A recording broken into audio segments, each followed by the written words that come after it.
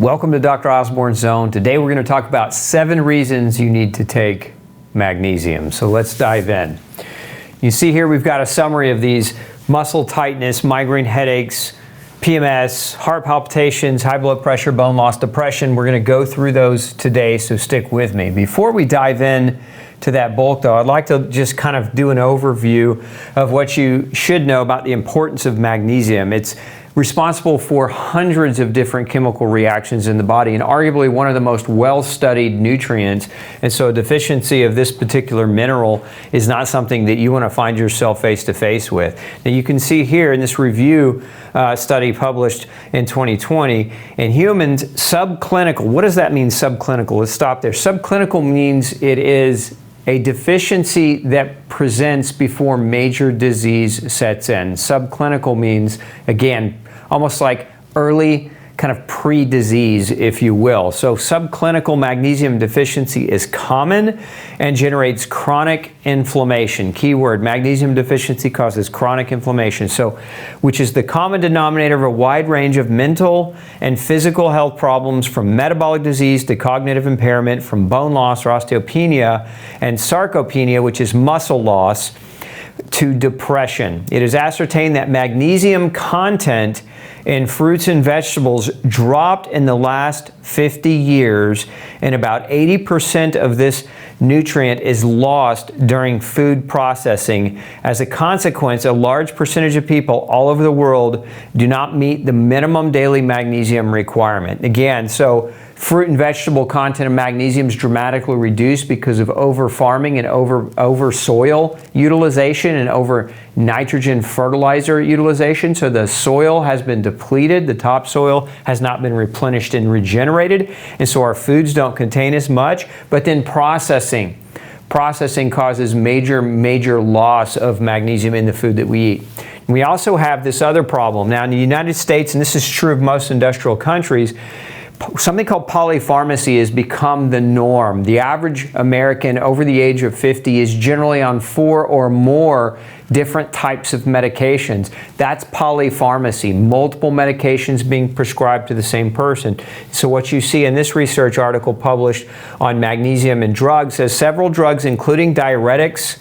So if you're taking, what is this? This is if you're taking blood pressure meds, right? So if you've got diuretics for blood pressure, that would include things like the loop diuretics or thiazide diuretics, and then proton pump inhibitors. So if you're blocking acid, right? If you're blocking acid with your diet, that'd be drugs like Nexium or Zantac or Tagamet, okay? Can cause magnesium loss and hypomagnesemia. And so that being the case, magnesium and drugs use the same transport and metabolism pathways in the body for their intestinal absorption, metabolism, and elimination. This means that when one or more drug is taken, there's always a potential risk of interaction with the magnesium status. Given the ever-increasing number of drugs on the market and the frequency with which they are used, greater attention must be paid in daily medical and pharmaceutical practice, focused in particular on the adverse effects of drug therapy on magnesium status in order to minimize the potential risk to the health of patients. Now, how many of you have ever answer this question, if your doctor has said, you know what, I've got you on multiple medications, let's put you on magnesium, or let's check your magnesium levels. How many has that ever happened to? If you've had that happen, chime into the comments. Now let's look at this other summary here on the importance of magnesium in healthcare. You can see here level 1 evidence supports the use of magnesium in the prevention and treatment. So this is what's interesting about this wording, is not just prevention. You know, because by FDA law, they always make you put the disclaimer that says this supplement is not intended to treat, cure, or diagnose, you know, any kind of diseases. Only drugs can do that because pharmacy has a stranglehold on everything. But you can see here what this author, or what these authors say, is that magnesium, there's evidence that magnesium can be used in treatment of many common health conditions, including migraine headache, metabolic syndrome, diabetes, hyperlipidemia, which is high fat in the blood, asthma, premenstrual syndrome, preeclampsia, which is a high blood pressure in pregnancy, and various cardiac arrhythmias. Magnesium may also be considered for prevention of renal stones, renal calculi, and cataract formation as an adjunct or treatment for depression and as a therapeutic intervention for many other health-related disorders in clinical practice. Optimizing magnesium status through diet and supplementation appears to be a safe, useful, and well-documented therapy for several medical conditions. Now again, this is a review summary. Let's dive into now the individual 7 that we said we were going to talk about. Now, number 1 is muscle tightness. And really, it's not even just tightness, it's also muscle cramps. So many people with magnesium deficiency will also experience cramping, but it doesn't have to be a cramp. And so that's what I want to touch base on, because you can be woken up, you're lying in bed and your feet start to cramp and you have to jump out of bed, but that happens to a lot of people. But you could also just have generalized muscle tightness or stiffness. And this is where you have kind of a subclinical low-grade magnesium deficiency that just prevents your muscles from being able to contract and relax effectively. And so the muscles get tighter and tighter and tighter. And tight muscles lead to compression of joints. And this is one of the hallmarks of how arthritis can set in, because when you have compressed joints, you get more friction, more wear and tear, and you can get what doctors like to call osteoarthritis, or age-related onset of arthritis can start to set in. And so magnesium keeps the muscles, let's just think of it, it keeps them lucid and loose and allows them to contract and relax appropriately.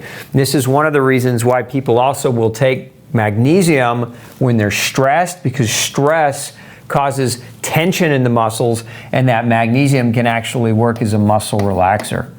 Think of magnesium as nature's muscle relaxer. And so for that reason, if you're struggling with chronic tightness and cramping, you might want to consider having your magnesium levels checked and supplementing accordingly. Migraine headaches. Migraine headaches affect so many people, and in my experience, the predominance of who migraine affects is women. And so migraines can be very debilitating from a prodrome to photophobia or light sensitivity to just severe pain that debilitates a person and puts them in bed for 10 hours, 12 hours, 2 days, depending on the level of the headache. But magnesium has long been used as a migraine prophylactic.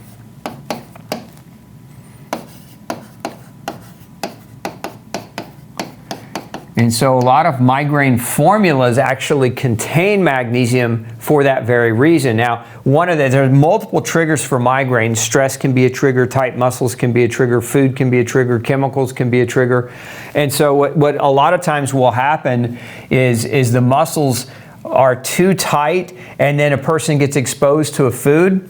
And so you got 2 of those triggers working together, and then a migraine starts to set in. And that's why sometimes just taking that magnesium to loosen the muscles around the neck and head and occiput can lead to a reduced, might help if I spell muscles right, a reduced migraine intensity, but also a reduced migraine duration. And so a lot of people will take magnesium at the first sign or the onset of a migraine headache in order to reduce the potential for it to blossom into something that keeps them in bed for days. Now, my experience, anywhere from 400 to 1,000 milligrams as far as magnesium, and good quality magnesium.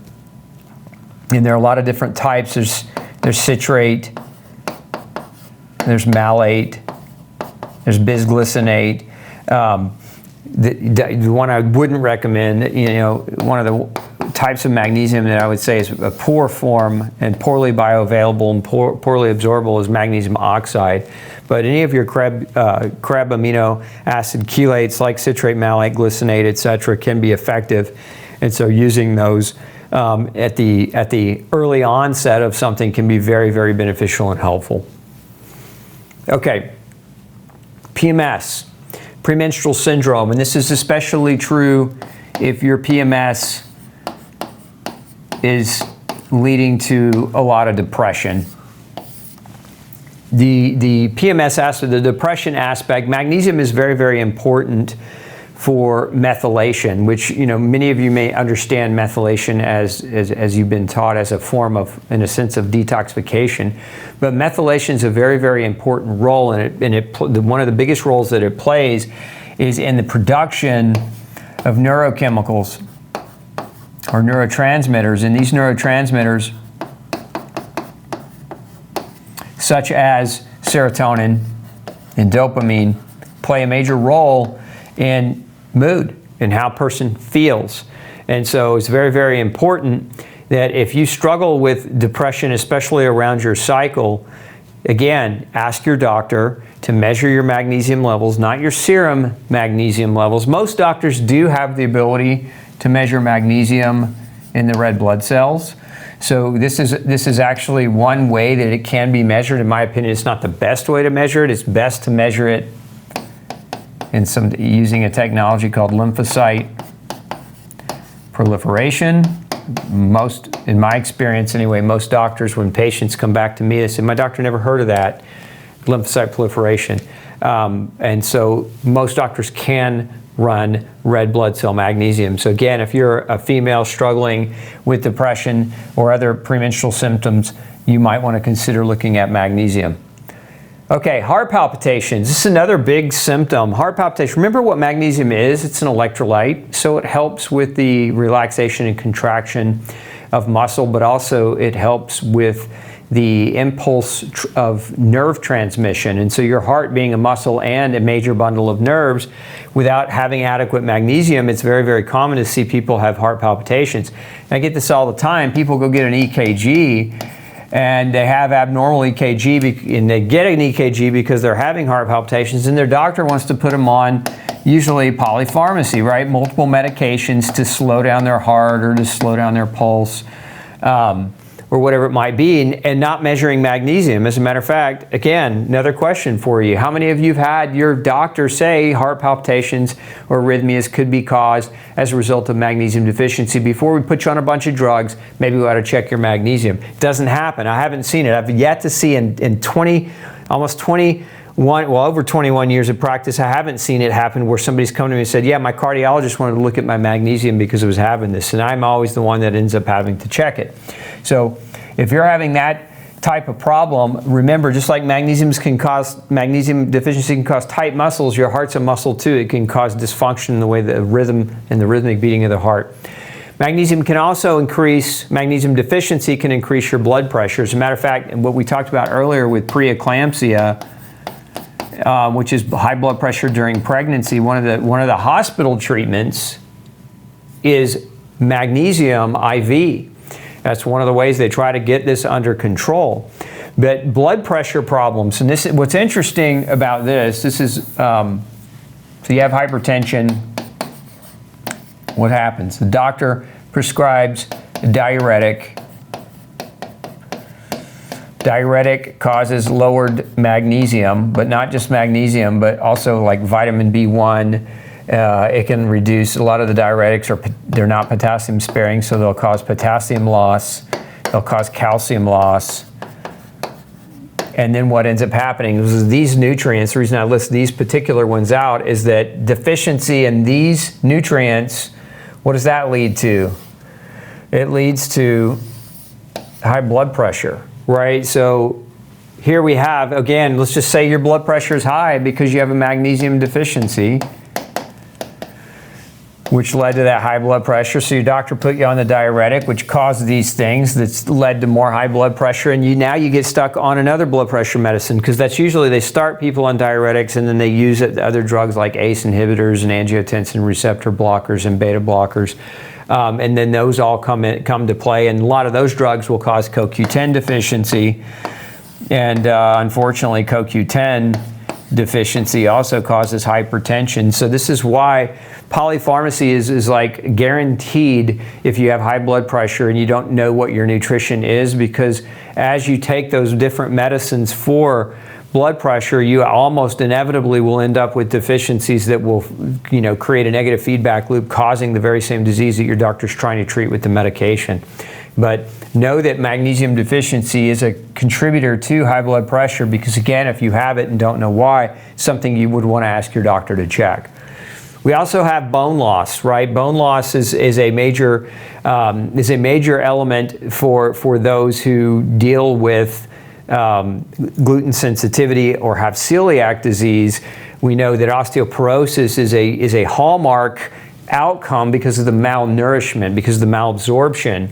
And so bone loss oftentimes will be diagnosed using a bone scan, which is not the best way to diagnose bone loss, by the way. And you can watch my video. We've got a video on bone scan myths if you'd like to check that out. But this is the number one way it gets diagnosed.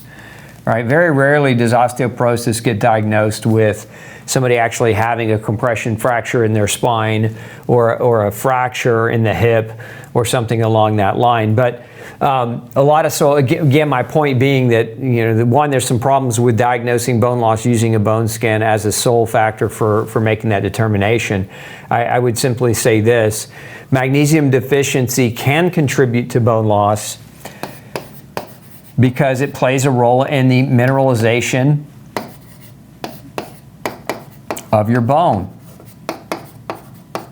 And so your bone, a lot of doctors will say take calcium, and you may need calcium, but magnesium is important for bone, as are many other minerals and as is protein. And so inadequate magnesium can really contribute to the loss of bone and the onset of osteopenia and osteoporosis. And so remember, this is a lot of times that polypharmacy, it starts here, right? The diuretic for the blood pressure leads to the deficiency. Calcium you see there, magnesium you see there. A few years later, doctor wants to do a bone scan. Here we are. Oh, you have bone loss, and then what do they want to do? They want to put you on, these drugs, these bisphosphonate drugs that basically increase the mineral calcium. They increase the calcium or the deposition of calcium into the bone. And so what that does, it doesn't make a bone stronger, it just makes a bone appear less osteoporotic on a bone scan. And so, but these drugs actually, when you take them, as they force all that calcium into the bone, they make them more brittle, and they increase the risk for something called osteonecrosis, which, if it happens in your jaw, you can lose your ability to chew, and now you're going to become severely malnourished. And how are you going to get your magnesium if you can't eat your food? So you got to be careful for that one too. Now let's look at this next one. This is depression. Magnesium plays a role, as we said earlier, in the production of neurotransmitters like serotonin and dopamine. And it also plays a role in the breakdown of epinephrine, norepinephrine, and the metabolism of those particular neurotransmitters. All of those are very, very important for mood and how a person feels. And there have been a number of research studies that have shown that the supplementation with magnesium can effectively help with depression, as we mentioned earlier, with premenstrual depression, but also can help with non-premenstrual depression as well as postpartum depression. So let's kind of summarize what research has to say about magnesium. Okay, you can see magnesium, when decreased in the food chain, which I showed you earlier, that we've got much less density of magnesium in our fruits and vegetables today. So we have a reduction in the food chain, which leads to a reduction in intake. And we know that a couple different things happen. One is chronic inflammation, the other is oxidative stress. And it's these two primary mechanisms that can contribute to lack of bone, diabetic tendencies, because of the insulin sensitivity aspect and the breaking down of glucose. We know it can cause neurological and psychiatric disorders such as depression. We know it can cause heart diseases, not just arrhythmias, but heart diseases like ischemic heart disease and stroke, which is a cardiovascular disease of the brain, and then skeletal and muscle mass. So it can cause a loss of muscle mass or osteopenia, osteopenia for skeleton, and then sarcopenia for muscle. And so again, those are some of the primary takeaways. Now over here, we know that these are studies that have been done that show the importance of magnesium when it's low. And so you can see magnesium deficiency increases the risk of arrhythmia in the heart. It increases the risk of digoxin toxicity, which is a drug oftentimes used to treat people heart disease. A risk of coronary artery disease, increases mortality and morbidity in patients with heart failure, increases mortality and morbidity post an ischemic event, and in the kidneys in patients with kidney disease. It increases the risk of osteoporosis, increases the risk of cardiovascular morbidity and mortality, and as far as bones, it increases the risk, as we mentioned, of osteoporosis for several reasons. One, because magnesium helps form bone. Two, because it reduces the vascular supply to the bone, increases inflammatory cytokines that break down bone prematurely, reduces the secretion of the hormone parathyroid hormone. So there's all these mechanisms, again, that magnesium plays a role in that can lead to or contribute to osteoporosis. And then here you can see magnesium deficiency increase the risk of migraine, increase the risk of seizure, increase the risk of stroke, severity of chronic obstructive pulmonary diseases like asthma, and then pancreatic or pancreas and metabolism. It increases insulin resistance, increases the risk of diabetes and high cholesterol and high triglycerides, and increases oxidative stress. And then from a vascular perspective, increases the risk of high blood pressure as well as atherosclerosis. So again, these research studies, these reviews on magnesium succinctly kind of illustrate all the different symptoms associated with low magnesium. I gave you the top 7 that I really wanted you to focus on.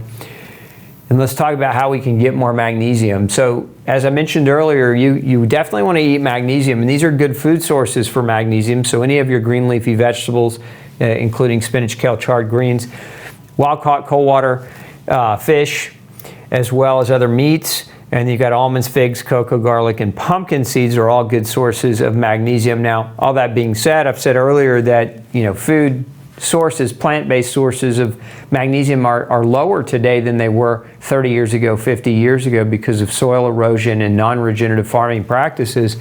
And so this is the case for supplementation. In my opinion, many people should be supplementing with magnesium, but before you go hog wild taking 1,000+ milligrams of magnesium a day, really what you should be asking, every single one of you watching this should be asking your doctor, especially if you're on medications or you struggle with any of the symptoms that we talked about, to measure your magnesium levels and supplement accordingly. Because it's best to know that you need it, that you should be taking it, versus whether or not you're going to be getting it from food. I'm a fan of food over supplements, but you may have increased deficit for a variety of different unique reasons that are, part of your bubble of life, so to speak. If you're on multiple medications, many which can deplete magnesium, you definitely want to get it checked out and then supplement accordingly.